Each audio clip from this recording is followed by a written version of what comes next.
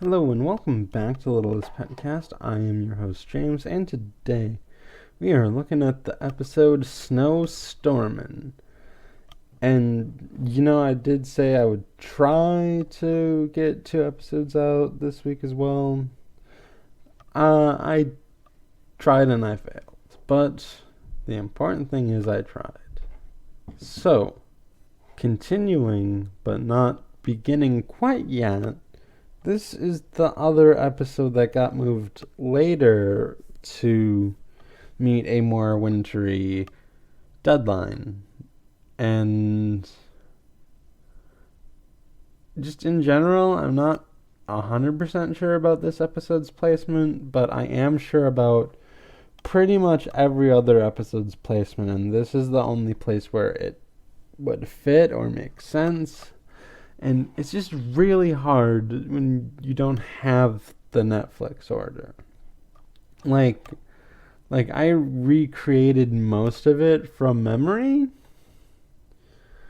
It's just very hard to remember everything. But this is the only place where it makes sense. So now we begin at the Littlest Pet Shop, and Pepper is looking through her joke box and throwing stuff out.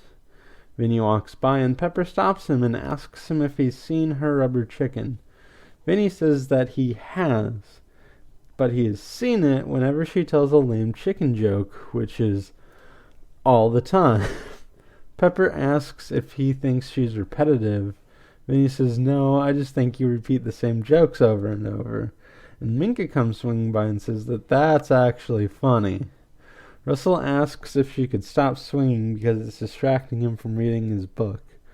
Penny comes over, chewing bamboo loudly, and asks if that's the same book he's been reading for 3 months. Russell doesn't like her tone or her chewing. Sunil comes over and says that that was his book, and Russell asked to borrow it. However, he thinks that Russell's ready to claim ownership of it any day now. Sunil also has Pepper's chicken, and he says he was trying to make it disappear, but like your jokes, it keeps coming back. He throws it back to Pepper, and Pepper says that she didn't give him permission to do it. And the 6 start getting into it more and more, and then Zoe yells at them about how she can't relax with her beats while you guys are arguing and doing all your other stuff. So, she does have big headphones on in this scene, so does she mean, the brand Beats? They kind of look like it. So anyway, Zoe says that she can't wait to leave, which is a point they all agree on. So already tensions are high at the Littlest Pet Shop, and it's about to get a bit higher. So meanwhile, in the store, Blythe is there stacking cans, and like her old man, she raps while doing chores. I really should have wrote the rap down, but it's like my name is Blythe and I'm stacking cans. I stack them like no one else can. Like her old man, she doesn't do it very well. But it's also endearing, okay? So then the store gets a phone call and she answers it very professionally, and Mrs. Twombly is on the other line, and she responds professionally. Blythe asks if everything is alright, and Mrs. Twombly says no because the cable guy still hasn't shown up to fix her cable. She also tells Blythe that she's heard that there's going to be a freak snowstorm later today. She's heard about it on the internet, that it's going to be this special kind of snowstorm called a blizzard. Blythe looks out the window and sees a nice sunny day and says that that's crazy. And then suddenly, an enormous amount of snow just drops on downtown city. It's like a mic drop, but with a ton of snow, which should collapse buildings, but I guess it doesn't. Maybe they're just that sturdy. I don't know. Or maybe I do. So, either global warming is more rampant than ever in the world of Littlest Pet Shop, or this is a knockback effect of Al Gore's solution in Futurama, and this is a time where they put a bigger ice cube in the ocean, and like it creates a ripple effect outwards, and they just get blitzer, and global warming solved once and for all. Once and for all. It's just we get things like this. So either way, the citizens of the world prepared for either event, and buildings are more sturdier now. So that's my theory. Mrs. Tromley asks if everything's all right, and Blythe says no, and that it's too late. I mean, we're snowed in. Okay, so later, Blythe is on the phone with Sunil's owners and saying that it's fine that they can't come, and that none of the other pets owners are able to come over because of the snow. So I guess you just gotta prepare for days like this when you live in like Al Gore's ice drop world.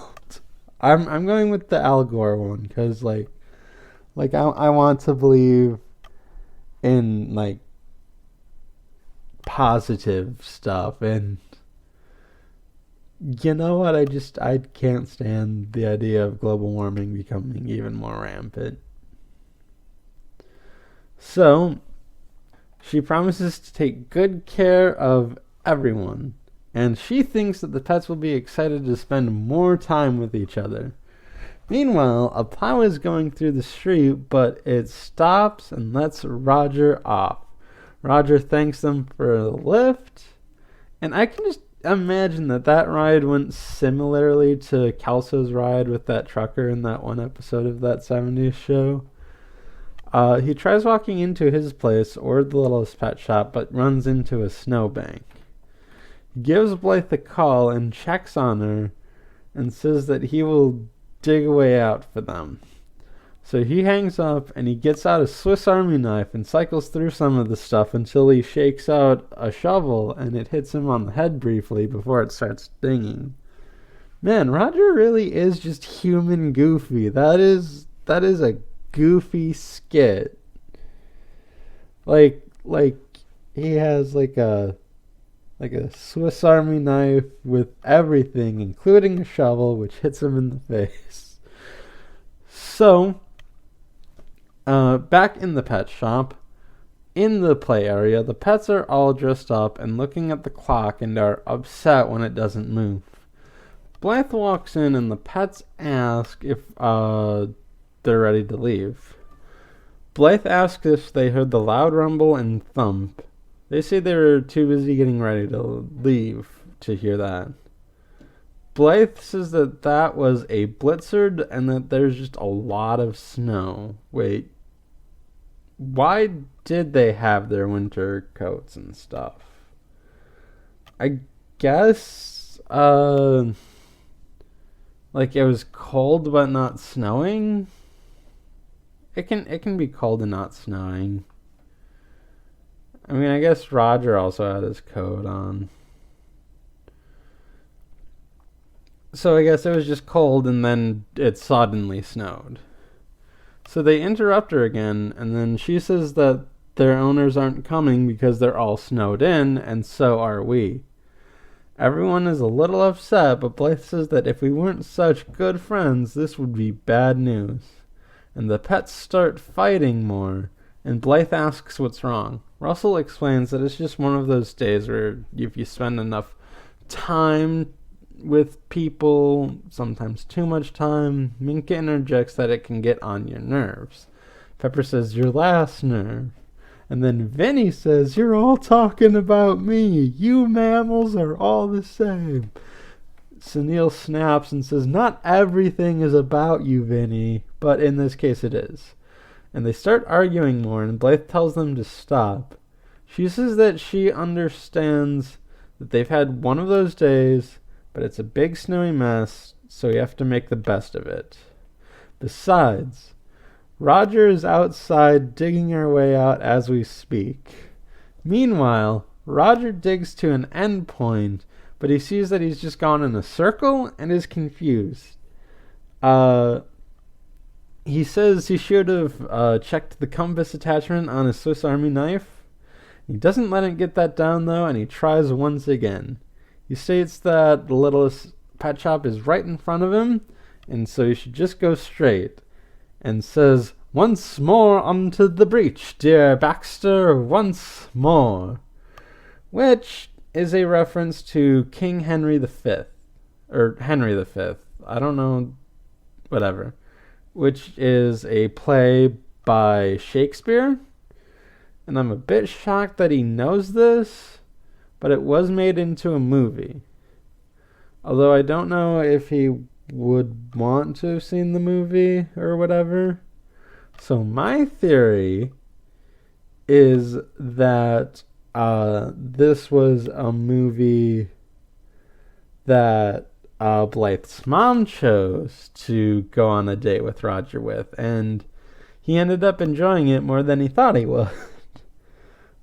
Or, even more so, she starred in the play version of that in like high school or college or something, and Roger went to see it to support her, and then it just stuck with him that way.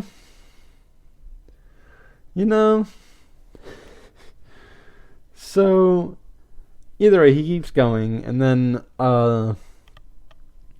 in the pet shop, all of the pets are spread out, ignoring one another, and Blythe pleads with them to have fun.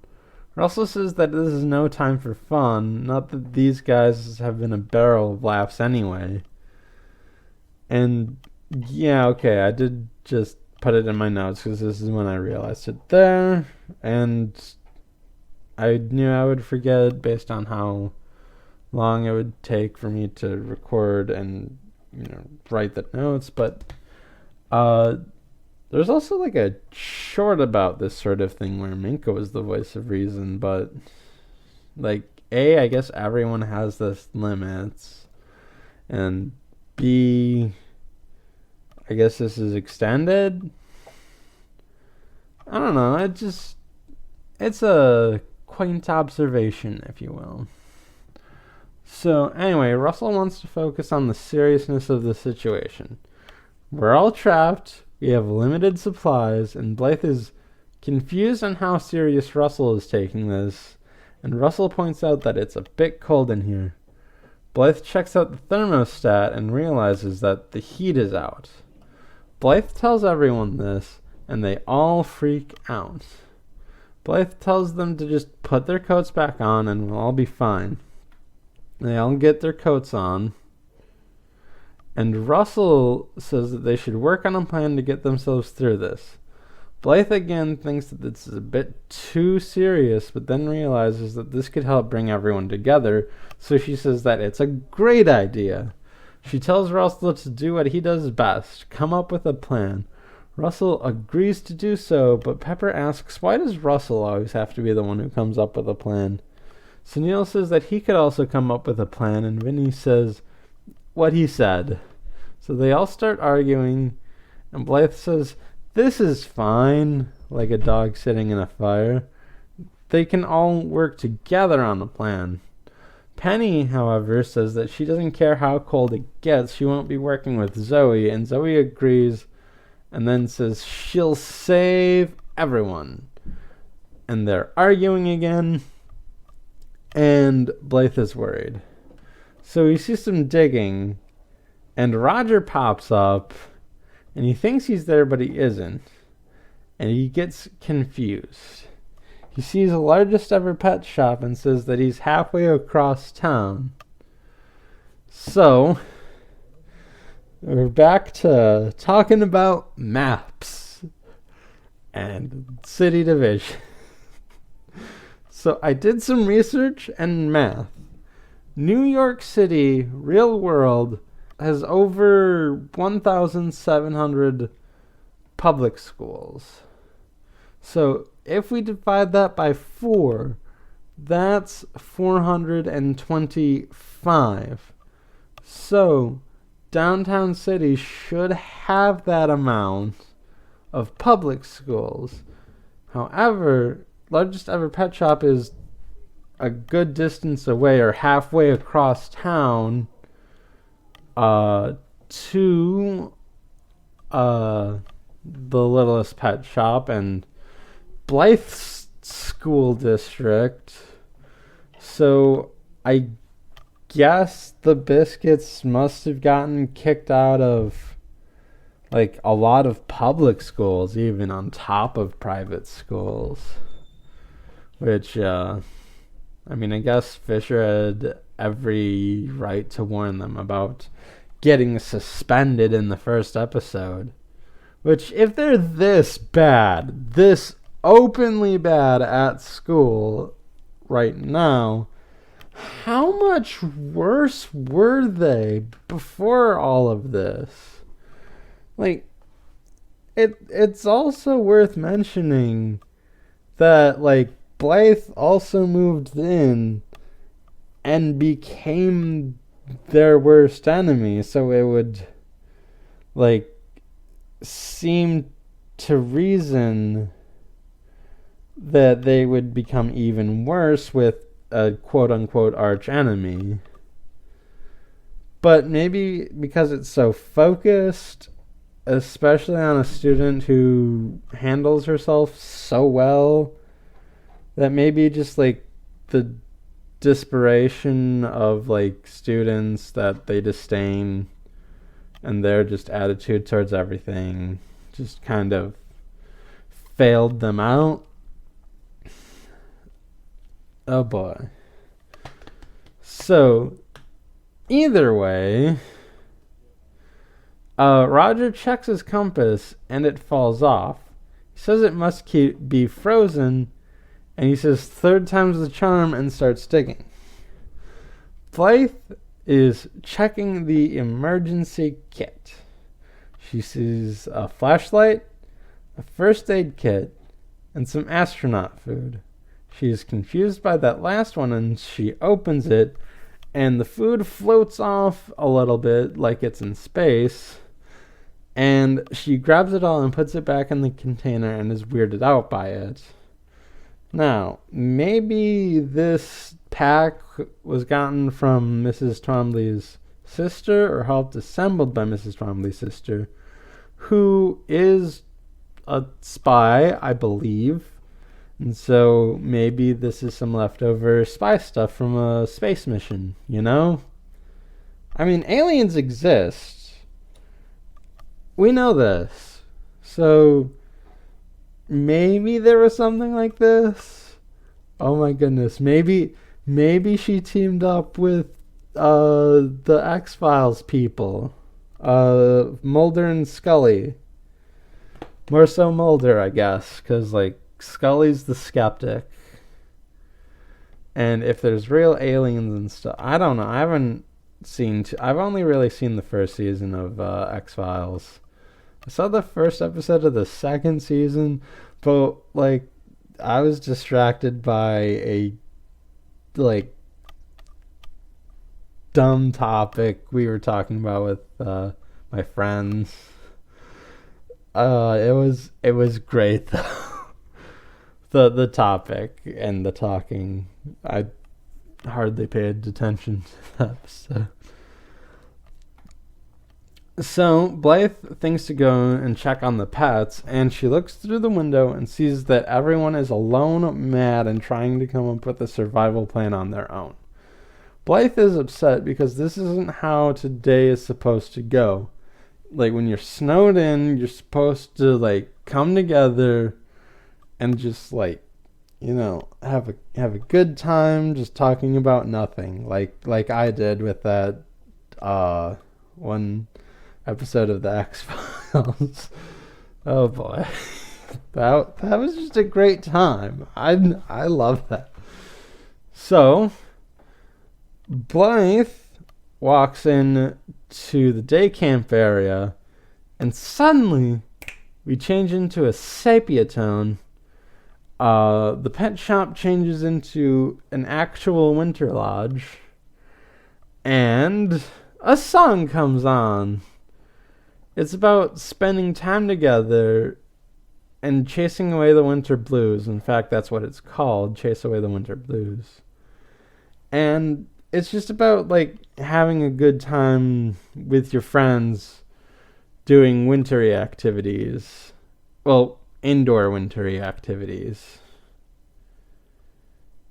And one by one, Blythe gets the animals to cheer up, and they start going along with it.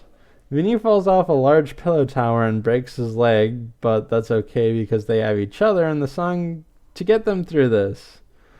Also, they refer to Alaskan natives in this song, but they don't mislabel them. They just say, like, the people from Alaska, which they are. That's the most general term you can give them.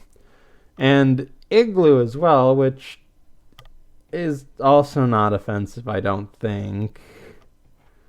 Because, like, they do live in igloos, or did? I'm not actually sure. Like, it is a real structure, but I don't know how many people still live in it, if I'm being completely honest. Maybe I should have done research on that. But I can imagine that, like, some people live in it, or at least have some constructed. It's weird, but it's not the worst thing.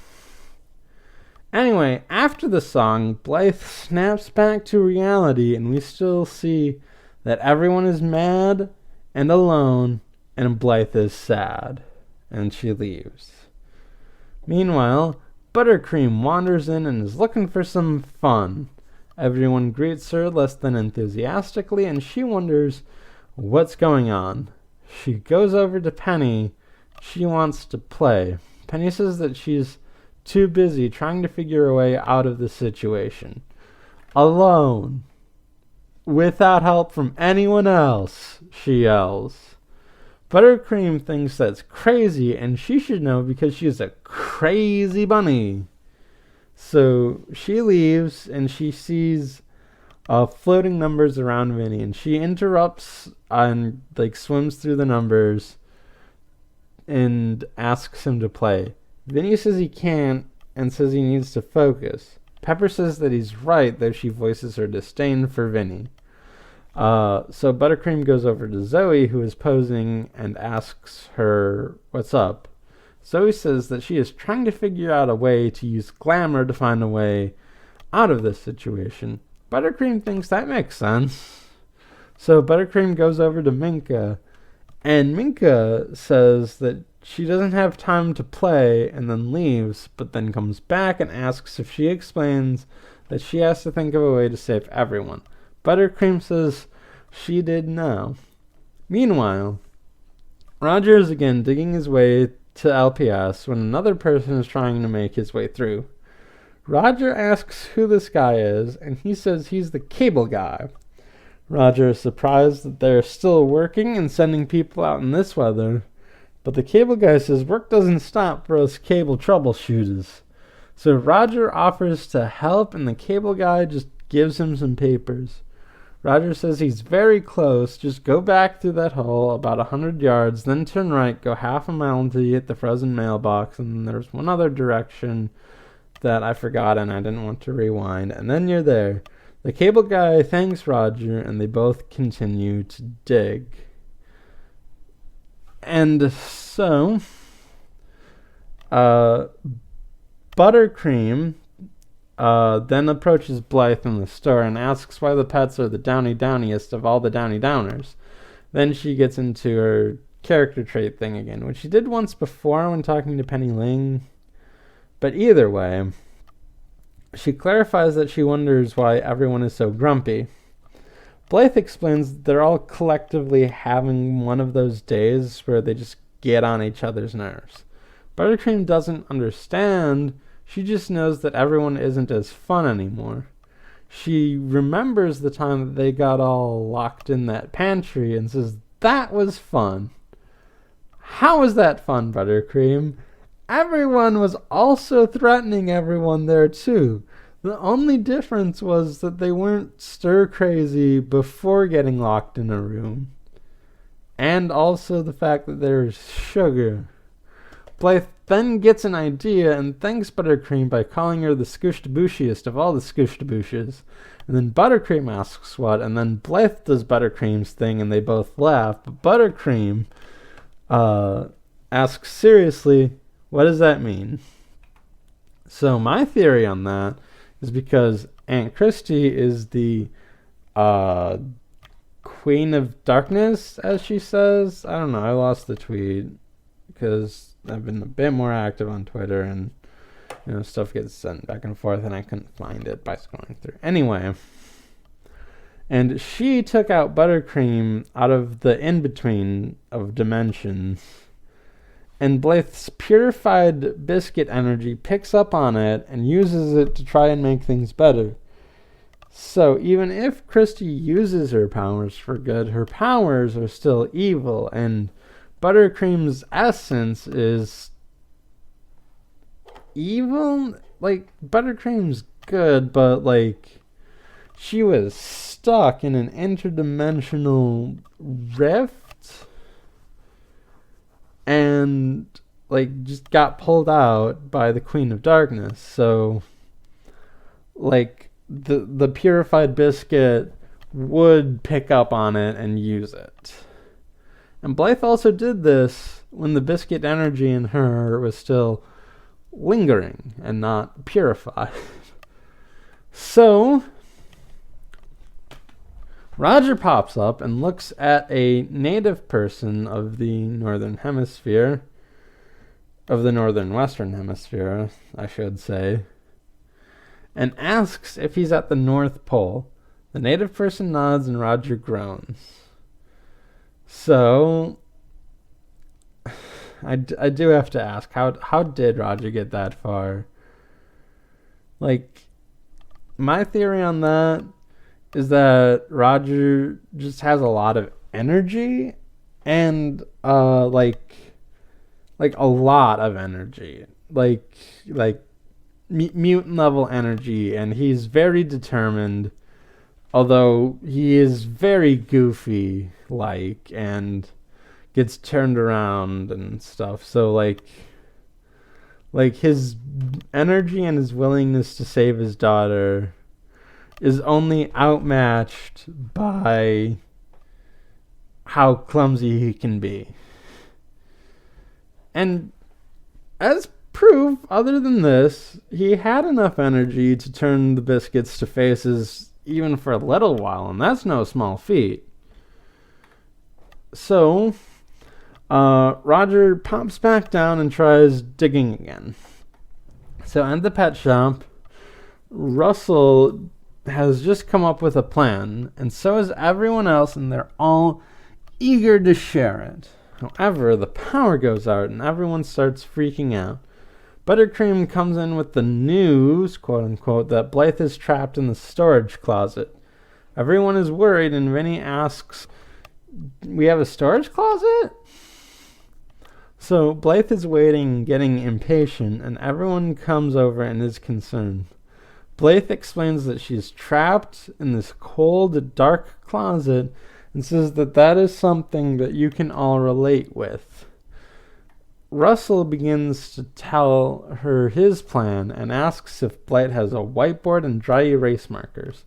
Blythe says no, and Zoe interrupts and says that her plan focuses on remaining glamorous in times of trouble, and Blythe facepalms.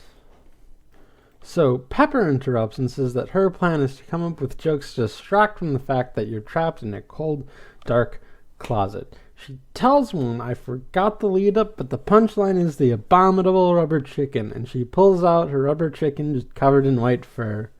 Vinny and Sunil boo at that, and Sunil tells Blythe that his plan is to focus on mind over matter. Blythe asks, how will that get me out? And Sunil tries it and realizes that he has to work on his mind over matter, and it isn't that successful.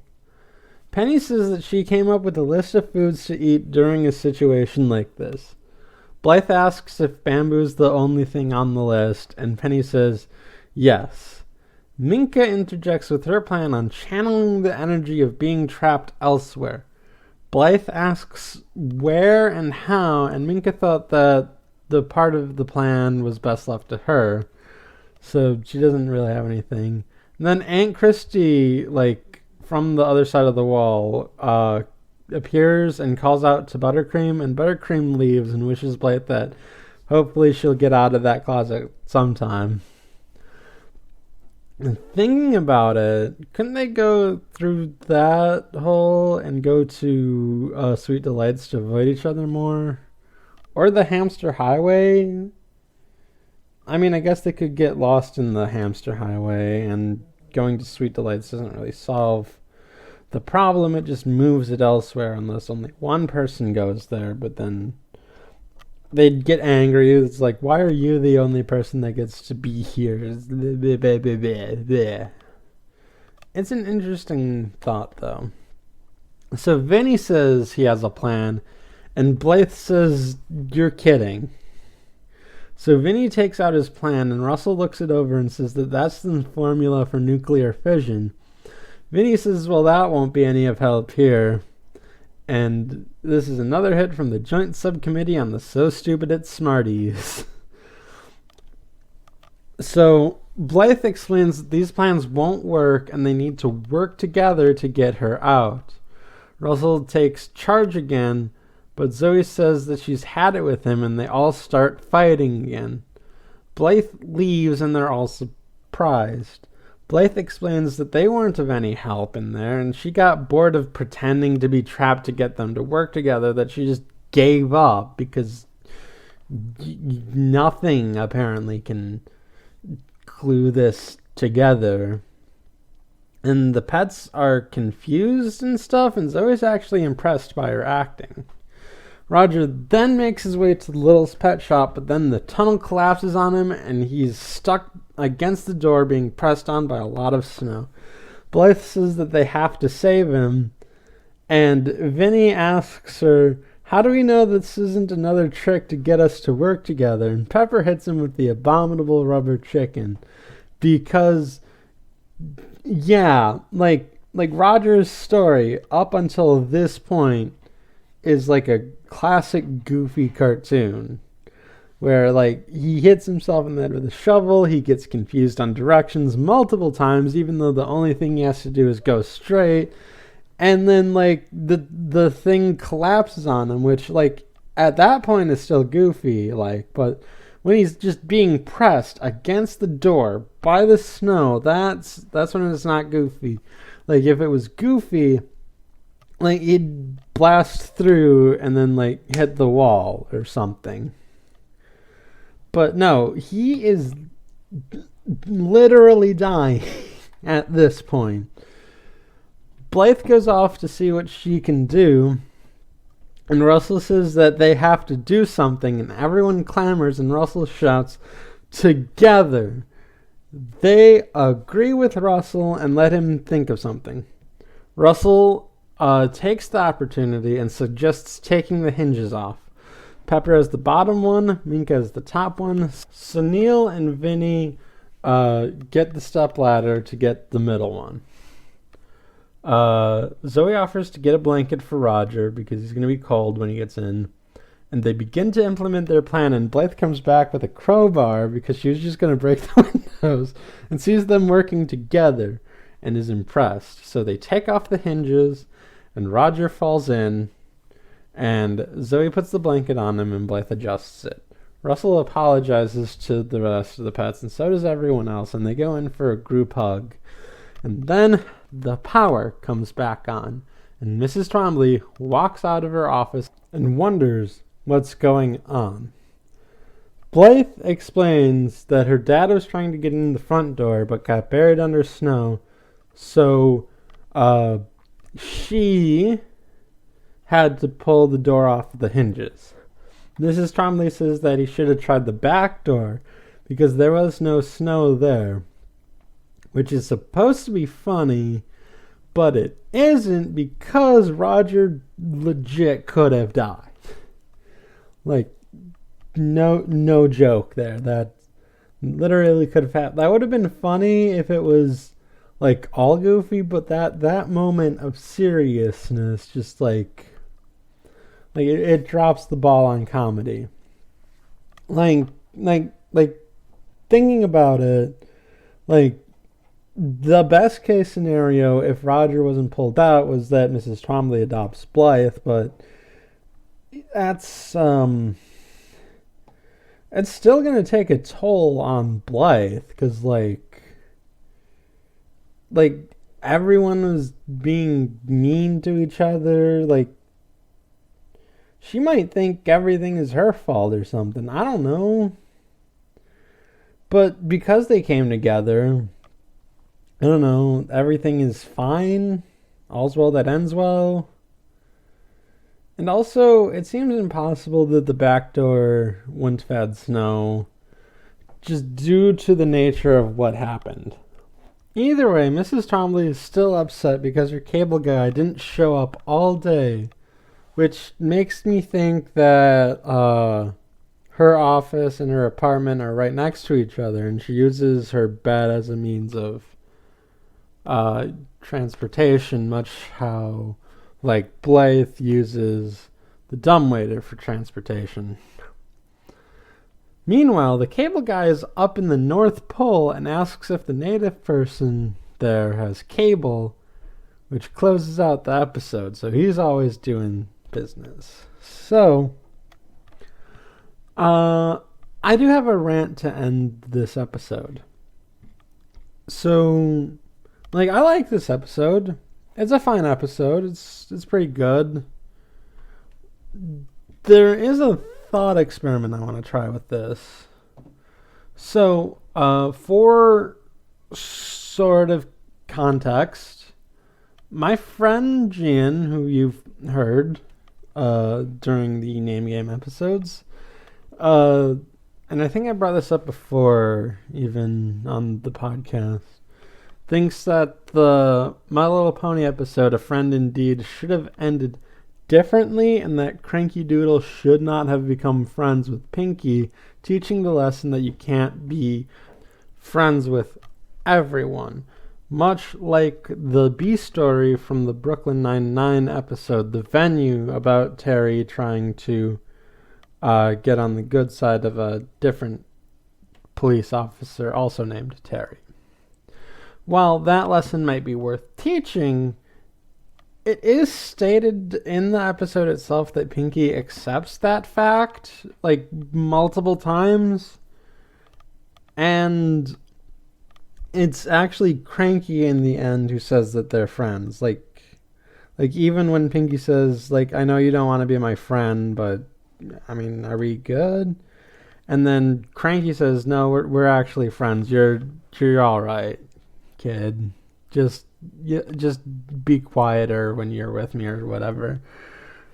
So that's sort of the mindset I was thinking of with this thing, because there is a similar lesson here that could be, well, I mean, the lesson itself might not be all that similar, but so instead of Roger getting trapped and everyone coming together over that, the episode could have ended with the pets just leaving and still being upset with each other, then come back later in higher spirits, like the Scrubs episode, My Overkill, which this would teach kids that you can be mad at your friends, and that's just natural, and sometimes you just have to deal with it. Sometimes, you just get mad at each other for no good reason, and you get over it, unless you don't. But like this whole situation doesn't seem friendship dividing.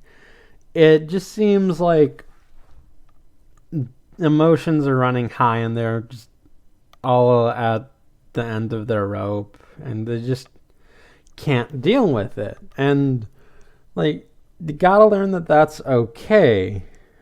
And it just seems like that could have been a moral you can teach.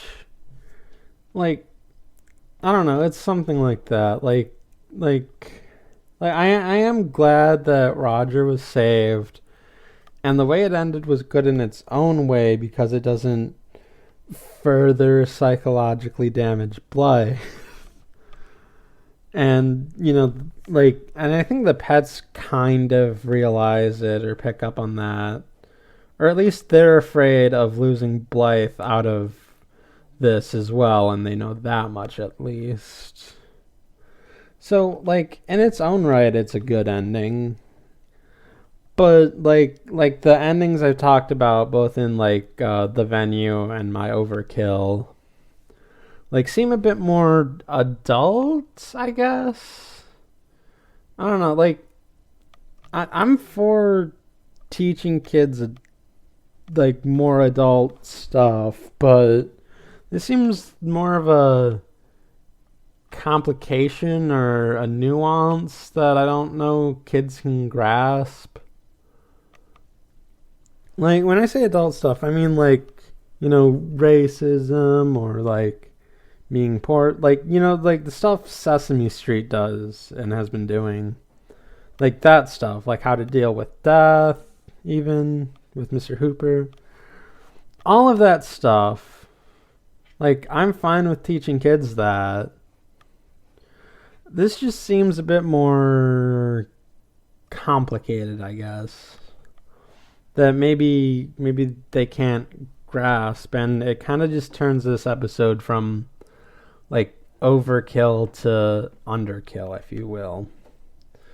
I don't know. It's something worth thinking about, and you will have all of the time to think about it, because this is the end of this episode of the Littlest PetCast. Be sure to leave your comments and reviews on Shout Engine, on Apple Podcasts, on the Google Play Store, and wherever RSS feeds go, to comfort each other in the middle of a blizzard. And be sure to tune in for the next episode, Tongue Tied. I shall see you then.